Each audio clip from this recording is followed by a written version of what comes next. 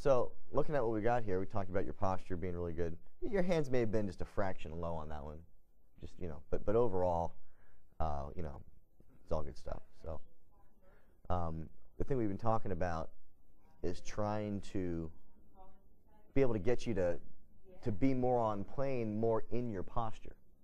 So we talked a little bit about how the shape of your arm swing will force your chest to counterbalance, the forces that your arms are creating, so that your arms stay flatter and your chest stays more forward. And when you swing back, your right elbow, we're trying to get it deeper, more behind you. Well, if your arms are throwing the shaft this way, if you're standing on a tightrope, well, then your chest would want to keep on leaning this way, right? Otherwise, you'd fall over. If you swung your arms back and stood up, you'd fall right off that tightrope. So as we get to the top, what we're trying to do is we're trying to, in your case, get that left arm a little bit lower, just so that you got a little more sliver of the shirt here visible. So that looks fantastic right there. You talked about how on the right-hand side you like where that shaft is laid back a little bit more. The one on the left is fine. We don't want to get crazy here with overanalyzing, but the thing we talked about is when you start to get your shaft over here too much at the top, that's a steep angle, right? So what has to happen is somewhere in your transition that angle has to flatten, and the way that it usually flattens is by lifting your chest up. So we've talked how important it is for you to keep your chest down, and that's going to become a lot easier if the left arm is flatter and if the shaft is a little more laid off feeling. So from there, unwinding in fantastic swing plane right there. Just perfect. Right down the line, right down the line, right down the line. Down the plane line, that is. Chest is staying down more.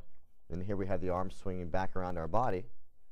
So if you've got a force traveling this way with the arms, well, if you stood up, you would fall back. So again, your chest will counteract that by leaning forward and staying in this tilt much, much longer.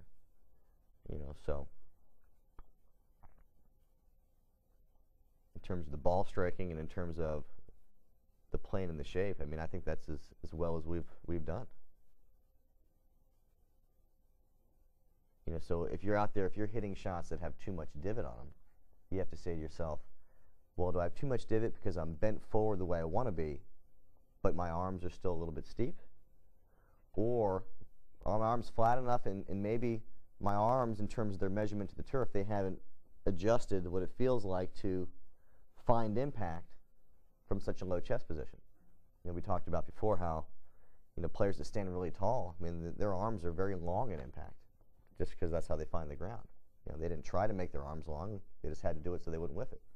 Well, all of a sudden, if you lower your chest a couple of inches and your arms aren't used to that new distance, you might dump a few. But when I changed my swing, like I said, about 4 years ago, with Mike LeBove in Scottsdale, who's been an amazing help to me. His whole thing was, bend over enough, don't worry about chopping some turf, because your arms will start to fit that posture.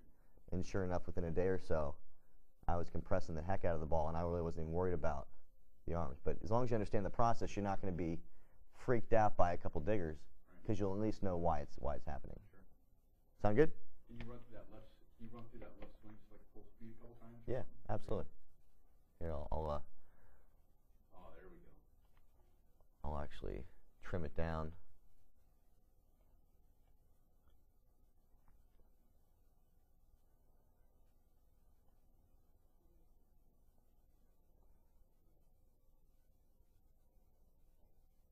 And you can really see how nicely you're staying in your posture. And you can really trace the shape of the arms right around that tilted spine. And your left leg's working a lot better too. And the thing is, the more you're bent forward and the more your butt's behind you, the more your body's going to want to rotate and pivot. Yeah. When you start lifting your chest and tucking your butt, everything wants to move straight, because that kind of keeps you balanced on that line. Okay. Cool. Awesome. Nice work.